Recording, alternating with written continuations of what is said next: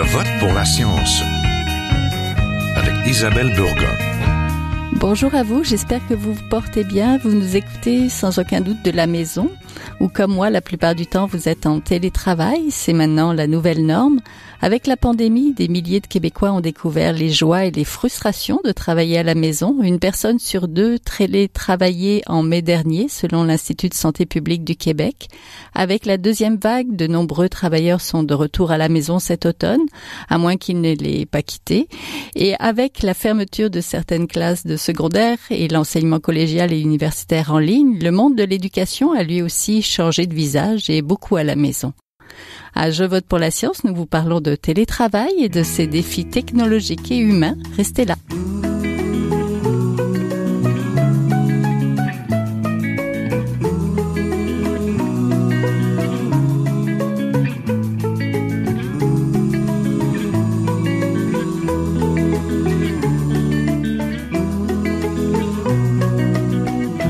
Pour parler du télétravail et de ses défis, je suis en compagnie de Diane Gabrielle Tremblay, professeure à l'École des sciences de l'administration à l'Université TÉLUQ.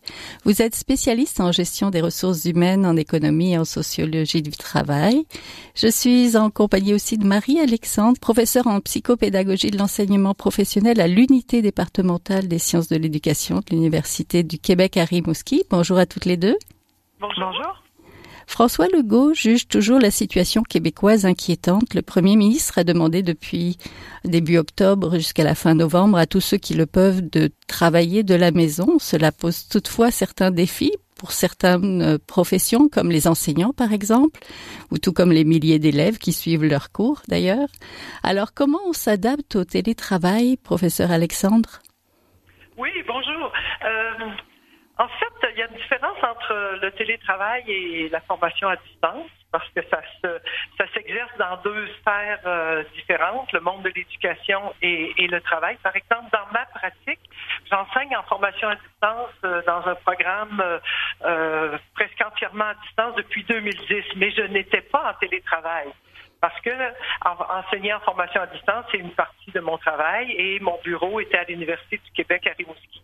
Cependant, depuis mars dernier, notre université nous a fortement conseillé d'aller travailler et de faire du télétravail. Donc, c'est aussi une autre organisation. Mon enseignement est en formation à distance et toute l'organisation de mes tâches, donc la conception, la partie collective qui est aussi les rencontres et tout ça se fait maintenant en télétravail. C'est bien sûr que il y a des ajustements et de l'aménagement à faire parce que c'est une chose d'avoir un environnement numérique d'apprentissage configuré et de travailler avec des étudiants dans un environnement numérique d'apprentissage pour les faire apprendre, mais c'est autre chose aussi que de faire toute sa tâche en télétravail. Bien sûr que ça a des incidences au niveau familial, social, professionnel, les rencontres vous savez, souvent les choses qu'on règle sur la porte Oui. entre dans le corridor, ça, faut les structurer un peu plus. Ça fait que oui, c'est des incidences, en tout cas dans ma pratique à moi. Même si je dirais que 60% de ma tâche était beaucoup dans des environnements numériques d'apprentissage et beaucoup avec des outils numériques, j'ai dû aussi ajuster au niveau familial, professionnel et social. Je dirais que l'ensemble des petits éléments que l'on règle souvent de façon informelle, il faut les réorganiser. Oui, professeur Tremblay, c'est pas toujours simple de télétravailler alors? Effectivement, en fait, d'ailleurs, Madame évoque la formation à distance. Moi, à l'Université TÉLUQ, c'est certain que nous, on est la composante de l'Université du Québec qui est spécialisée en formation en ligne, formation à distance. Donc, pour nous, cet aspect-là n'a pas vraiment changé. C'est-à-dire que nos cours sont vraiment conçus pour des étudiants qui sont en ligne ou à distance. Le changement majeur pour nous, ça a été les examens, par contre, qui, pour les cours de baccalauréat, en général, il y a des examens qui étaient faits en salle, donc il a fallu adapter ça. Et par contre, comme l'évoquait Madame Alexandre, pour nous aussi, les réunions départementales, c'est devenu maintenant des réunions en ligne. Donc, il y a un petit changement. Ça n'est pas simple, non, mais en même temps, c'est certain qu'on a vu que beaucoup de gens, enfin, les recherches qu'on a menées, nous et d'autres, ont montré quand même que, au-delà du milieu de l'enseignement, là, les entreprises, les gens qui travaillent dans d'autres milieux et qui ont pu faire du télétravail, ont plutôt apprécié la chose. Il faut dire que moi, dans mes recherches antérieures, je constatais que beaucoup de gens étaient demandeurs pour faire du télétravail. Par contre, leur employeur souvent refusait pour toutes sortes de raisons, parfois disant que ça n'était pas possible, tout ça. Ce qu'on a vu, c'est qu'au mois d'avril, en fait, 40% à peu près des postes de travail ont été réalisés en télétravail. Et Statistique Canada nous confirme qu'à peu près 40% des postes peuvent se faire en télétravail. Donc, encore là, il faut rappeler que c'est pas donc toute la population. Il y a 60% à peu près qui ne peuvent pas faire du télétravail. On pense évidemment au secteur de la santé, en particulier, milieu policier et autres. Mais quand même, la plupart des gens ont plutôt apprécié. Toutes les recherches montrent que les gens ont été plutôt favorables au télétravail. Et même, on voit maintenant que la preuve a été faite, les gens disent, moi, je veux bien continuer en télétravail, peut-être pas 5 jours semaine. Pour beaucoup de gens, l'idéal serait peut-être plutôt 2 à 3 jours semaine. Du côté des employeurs aussi, on en a beaucoup qui veulent que les gens reviennent quelques jours au bureau pour toute la dimension collective, les échanges, tout ça. Mais de manière générale, quand même, les gens apprécient plutôt la possibilité de mieux se concentrer à domicile. Dans certains cas, ça permet de faire un travail de meilleure qualité. On évoque aussi, dans certains cas, une meilleure productivité parce qu'on justement, on peut se concentrer, on est moins dérangé. Donc, il y a quand même des avantages qui étaient déjà là avant la pandémie et qui ont été en quelque sorte révélés dans les organisations qui ne connaissaient pas le télétravail, qui n'en avaient pas fait auparavant. Oui. Est-ce que nous étions... Et j'ajouterais, pour compléter ce que Mme Tremblay dit, faut dire aussi que le télétravail a comme amorcé un mouvement on enlève des frontières entre le travail et la vie. C'est peut-être une des dérives ou quelque chose à faire attention parce que c'est nouveau, tout l'avènement du numérique fait que on ne sait plus quand est-ce qu'on travaille, surtout quand on ne change pas de lieu physique, là, quand est-ce qu'on travaille et quand est-ce qu'on ne travaille plus. Dans mon cas, j'ai souvent des étudiants qui m'écrivent les fins de semaine et qui sont totalement à distance. Un peu comme la TELUC, nous, on est comme une société distincte, le bac en enseignement professionnel à l'Université du Québec à Rimouski, car il est presque entièrement en mode asynchrone. Donc, les personnes travaillent durant la semaine et souvent leurs travaux, ils les font les fins de semaine. Alors, je veux dire qu'il y a une transformation. On reçoit beaucoup de courriels d'étudiants.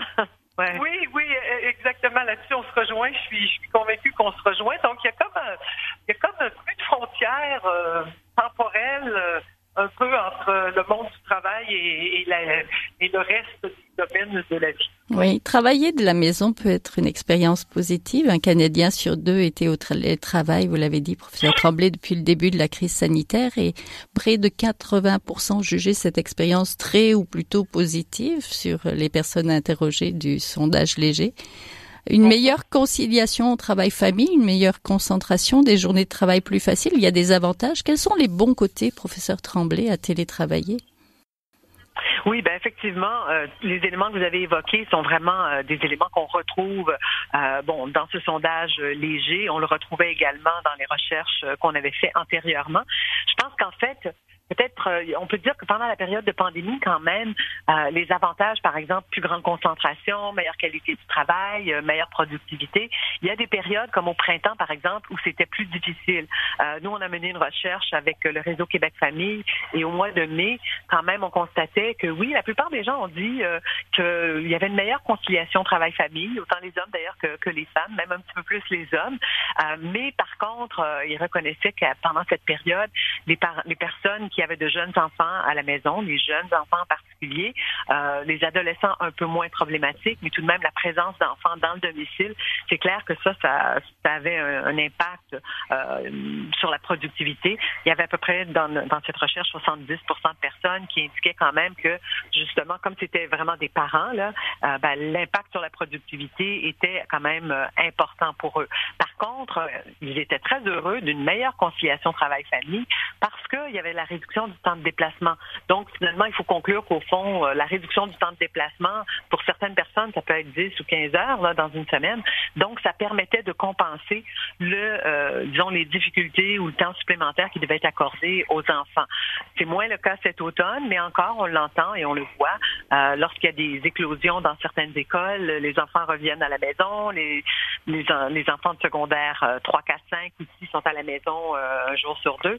Donc, quand même, les avantages habituels du télétravail ne se retrouvent pas nécessairement dans le contexte actuel. Puis il y a aussi quelques inconvénients qu'on observait auparavant qui se retrouvent encore, surtout chez les gens. En fait, il y a comme deux situations. Soit on a la famille, les enfants et ça dérange, soit au contraire, on est seul et à ce moment-là, il y a un petit risque peut-être d'avoir une situation plus d'isolement. Aussi, on parle de plus en plus des risques psychosociaux, là, que ce soit le stress, la dépression ou autre. C'est des choses qui peuvent se présenter en situation de télétravail pour des personnes qui vivent seules parce que le milieu de travail, c'est quand même aussi un milieu social. On a les collègues, les amis. Souvent, il y a une frontière assez floue, finalement, entre les deux. Donc, ça, c'est des choses, les gens vont peut-être s'ennuyer, en fait, un peu. Là, leurs collègues vont leur manquer.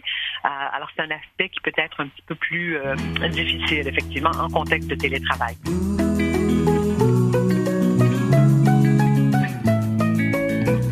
Vous êtes toujours à Je vote pour la science, là où la science rencontre la politique, une émission produite par l'agence Science Presse. Vous pouvez visiter son site internet au sciencepresse.qc.ca.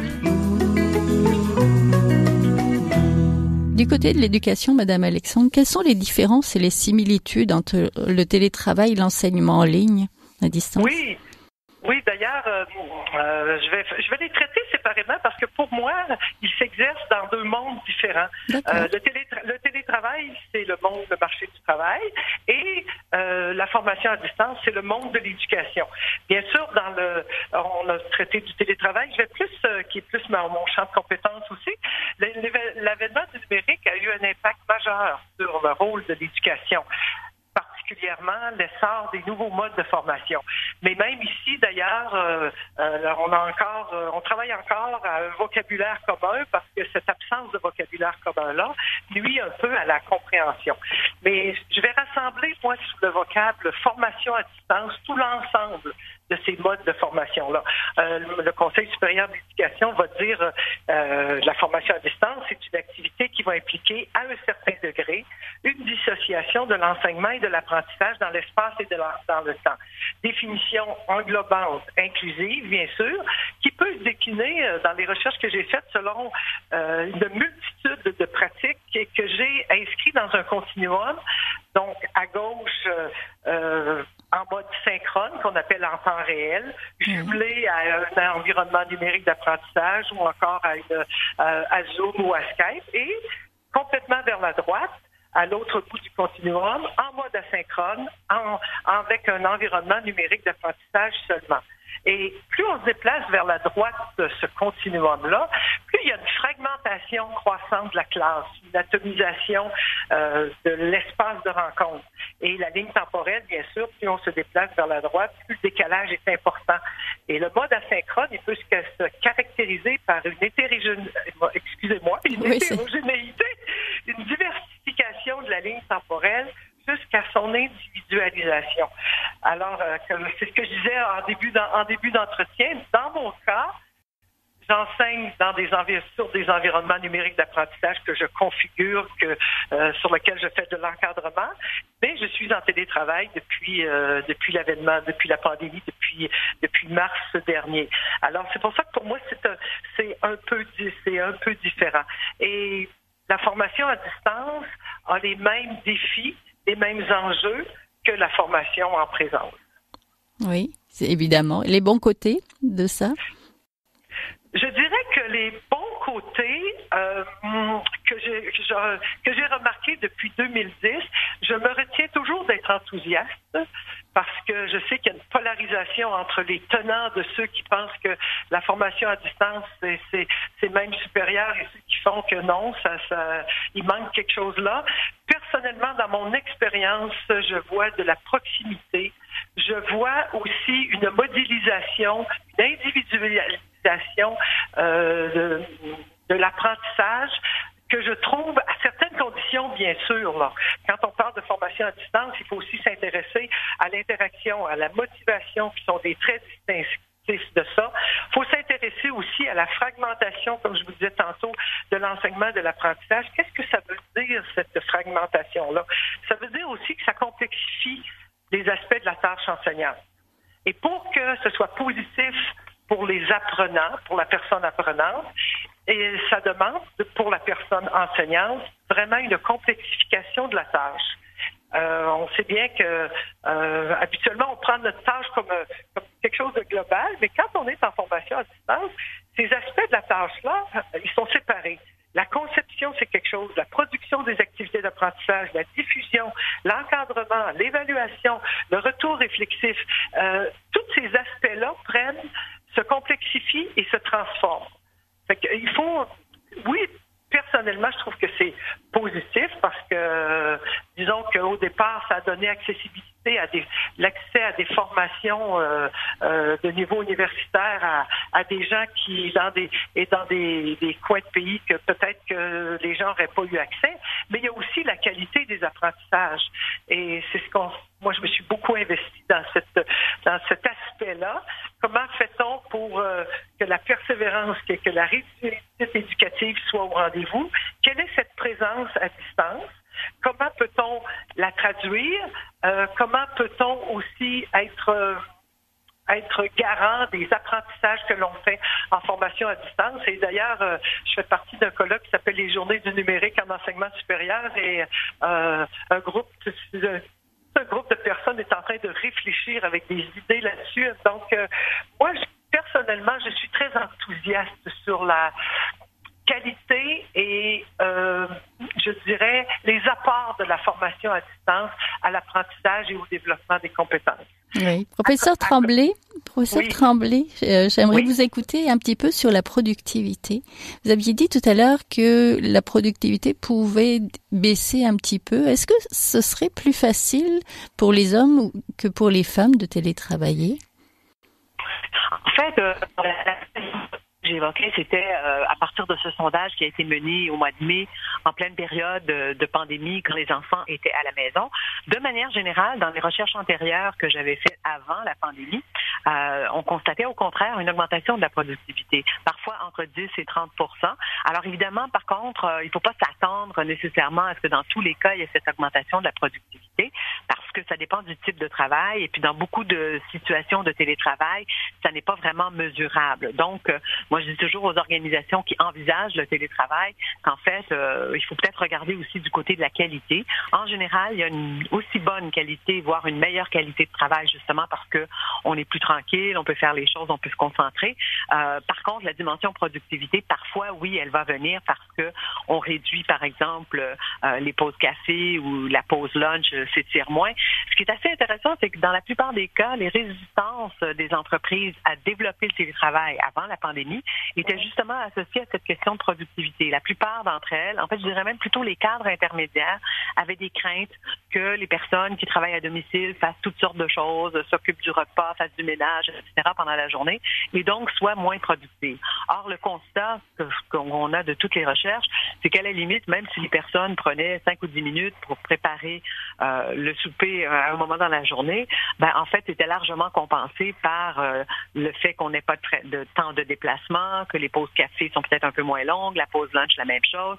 Donc, très, très clairement, toutes les recherches indiquent qu'en situation de télétravail normal, c'est-à-dire quand il n'y a pas les enfants ou d'autres personnes, parce que ça peut être aussi les personnes proches aidantes, là, qui, dans le contexte actuel, vivent parfois aussi des difficultés. Donc, dans la mesure où il n'y a pas de dérangements familiaux, de manière générale, les personnes vont être plus productives et vont pouvoir fournir effectivement un travail de meilleure qualité. Donc, ces résistances ou ces réticences de la part des gestionnaires n'étaient absolument pas fondées. Et ce qui est intéressant, c'est que dans le contexte actuel, on voit, les recherches montrent que la plupart des organisations, la plupart des cadres ont effectivement constaté que ça se passait très bien en télétravail. Certains cadres, certains gestionnaires ont même justement constaté des augmentations de productivité. Donc, je pense que l'attitude à l'endroit du télétravail commence à changer beaucoup de leur côté. Certains d'entre eux vont quand même, et ça aussi dans une recherche qu'on a menée cet été, on a constaté que ceux qui veulent peut-être le plus retourner au bureau, tout de même, ce sont les gestionnaires. Et dans certains cas, ils souhaitent que leurs salariés retournent aussi. Donc, je crois qu'une fois qu'on aura terminé là, cette période où on recommande plutôt le télétravail à plein temps dans la mesure du possible, on va se retrouver sans doute dans une situation un peu hybride où les gens vont à la fois travailler, oui, un certain nombre de jours à la maison, mais vont être au bureau. À la fois parce que les gestionnaires, les cadres vont le souhaiter, mais aussi, on voit du côté des employés beaucoup de personnes qui disent, mais quand même, j'aimerais bien revoir les collègues de travail, les réunions en ligne, là, c'est une chose, mais par contre, on aimerait bien retourner au travail. Donc, on voit des effets globalement là, plutôt positifs, ce qui fait qu'on peut imaginer que même au-delà de la période de pandémie, les milieux de travail, l'espace et le temps de travail vont être fortement modifiés. Et c'est vrai que, comme évoquait Mme Alexandre tout à l'heure, parfois pour certaines personnes, surtout lorsque il y a des membres de la famille, ça peut constituer une petite difficulté de séparer. Mais ce qu'on avait constaté dans les recherches, c'est que rapidement, disons après un mois, 5 ou 6 semaines, les gens arrivent à bien cloisonner. Donc, on peut imaginer qu'en continuant le télétravail, les gens arriveront soit justement à se trouver... mais on a vu, il y en a qui sont déménagés cet été pour avoir une pièce plus tranquille, mais soit une pièce plus tranquille, un endroit plus tranquille. Les gens arrivent quand même relativement rapidement à faire la part des choses. Il y avait une étude britannique qui avait indiqué que oui, les femmes avaient plus de difficultés. Nous, au Québec, on a constaté que rapidement, les femmes comme les hommes arrivaient quand même à bien gérer les choses. Par contre, il faut reconnaître que la division du travail, la division du travail domestique et la responsabilité des enfants reposent encore aujourd'hui davantage sur les épaules des femmes. Et c'est ce qui fait d'ailleurs qu'on constatait que les hommes avaient tendance à dire que la conciliation travail-famille était beaucoup plus facile et plus facile que ce que disaient les femmes dans le contexte actuel. Bien sûr, parce que quand même, le poids familial repose davantage sur les épaules des femmes. Oui, et les professeurs, Madame Alexandre, sont beaucoup des femmes aussi. Quels sont les principaux défis à relever pour faire la transition pédagogique dont vous parliez de manière simple, s'il vous plaît? Oui, d'ailleurs, hier, j'assistais à une conférence dans un colloque et une conseillère en technopédagogie nous parlait de son expérience de soutien à des enseignants qui devaient, dans le temps de le dire, faire la transition entre la formation en présence et la formation à distance. Et la tendance, au départ, c'est de ne pas laisser le temps de réfléchir. Parce que l'enseignant s'en va à distance, il a tendance à en mettre beaucoup pour remplir tous les vides. Les vides, les vides qui n'est pas là à expliquer. Et une des premières choses à faire, c'est de donner le temps d'agir, bien sûr, dans ce qu'on va proposer en formation à distance, mais aussi donner le temps de réfléchir. Et cette transition-là fait qu'on est beaucoup plus conscient comme enseignant de la différence entre l'acte d'enseigner et l'acte d'apprendre. Et je mène une recherche avec le FRQSC, avec 4 programmes dans un cégep, le cégep de la Gaspésie et des îles, sur 4 programmes où les enseignants sont en processus de transition. Ils sont accompagnés là-dedans. Et une des choses à faire, c'est bien sûr au départ, qu'est-ce que je veux faire apprendre? C'est une perspective plutôt didactique. Donc, le contenu que je veux faire enseigner, qu'est-ce que je veux que les élèves soient capables de faire? Qu'est-ce que je veux que mes étudiants soient capables de réaliser? Qu'est-ce qu'il y a de difficile? Qu'est-ce qu'il y a d'important dans ce que je veux que les étudiants apprennent? Cette première analyse des concepts de la matière, c'est majeur. Et les outils numériques doivent aller au service et non pas l'inverse. Oui, de ce plan de cours, finalement. Exactement. L'intention, quelqu'un parlait hier de l'intention pédagogique. Moi, je parle du pouvoir décisionnel de l'enseignant qui est un spécialiste de contenu et qui va transformer ce contenu pour qu'il soit appris par d'autres personnes. Et bien sûr, mais là, toutes les recherches le disent, on a, même si la tendance est de, bien sûr, moi j'étais en présence, je vais maintenant transformer ça sur un Zoom en 3 heures.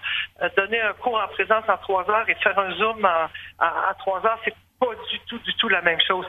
Mais la pandémie a montré que les enseignants, ils s'en rendent compte, les professeurs s'en rendent compte, et on voit apparaître toutes sortes de configurations, d'échafaudage, de stratégies d'enseignement qui configurent tout un environnement numérique d'apprentissage. Donc, il y a dans ce processus-là que j'essaie de documenter au cours des prochaines années, comment cette démarche-là, ce processus de transition-là pourrait se faire aussi dans la concertation, et ce passage-là serait beaucoup plus positif que d'être obligé d'être dans l'urgence. Oui, d'éteindre à feu, c'est ça? Professeur Tremblay, passer du travail de bureau au télétravail, c'est aussi très différent selon si on est une grosse ou une petite entreprise. Vous allez d'ailleurs offrir un cours en ligne, le télétravail en jeux et défis, un club ou un MOOC. Est-ce que ça pourrait être quelque chose à évaluer quand on est une petite entreprise ou une grosse entreprise?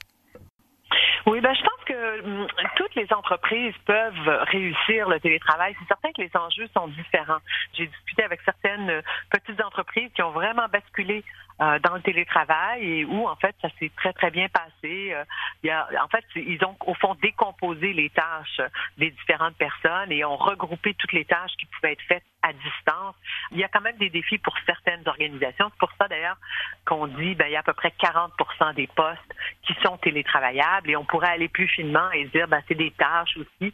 Alors, c'est vraiment des changements, je pense, importants et qui dépendent du secteur, de la taille de l'entreprise et je dirais beaucoup aussi de la culture organisationnelle. C'est-à-dire qu'il y a des secteurs ou des gestionnaires qui gèrent beaucoup en contrôlant visuellement les personnes. Pour ces gestionnaires-là, ça a été difficile. C'est-à-dire qu'ils ont dû s'habituer à gérer par objectif et par résultat. C'est des changements là aussi dans le mode de gestion, à vous manifester aussi de la reconnaissance à distance. Tout ça, là, c'est question d'encadrement, de susciter la motivation, de maintenir la motivation à distance.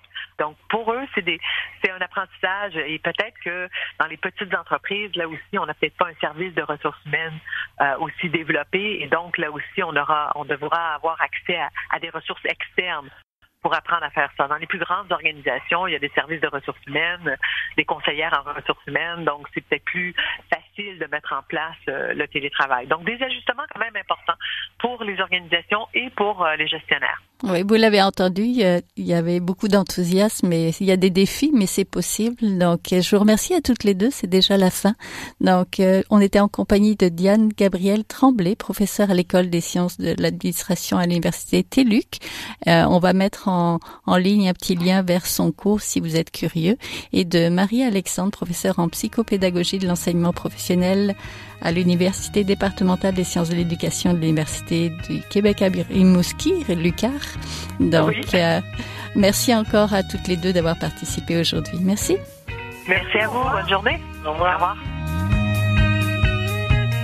Voilà, c'est tout pour cette semaine. À la régie Daniel Fortin, à la recherche Aurélie Lagueux-Beloin, à la réalisation et au micro Isabelle Burguin. J'espère que vous avez aimé cette émission. Si c'est le cas, partagez-la.